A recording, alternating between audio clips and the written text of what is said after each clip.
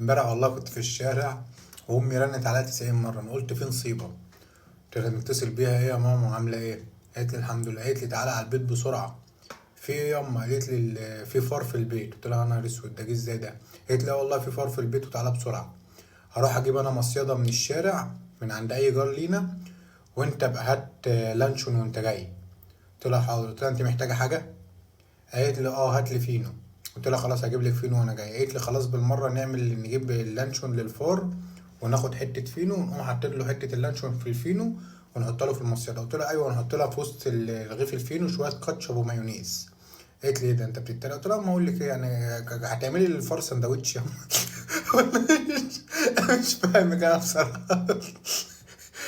هتعملي سندوتشات للفار ورايح المدرسه الصبح ولا ايه؟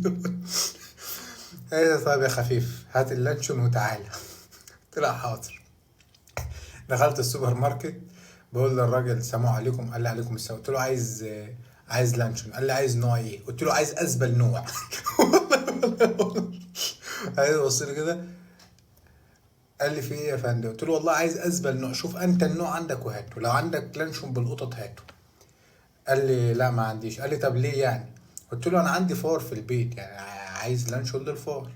قال لي خلاص ماشي. قام جايب لي لانشون، لقيته جايبه لي بالزيتون. قلت له انت عايز تفتح نفس الفار؟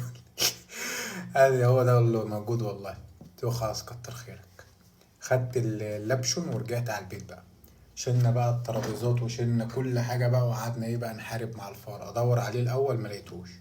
قمت واخد بقى المصيده وايه، وحطيت ايه شويه لانشون بقى في المصيده. امي بتقول لي لانشون ده قليل كده ليه؟ مش هيشبع كده. قلت لها ما احنا عازمينه على العشاء. عازمينه على العشاء احنا. خايفه يطلع بره يقول علينا ناس مش كريمه يعني. يطفح وتقفل عليه المصيده وخلاص.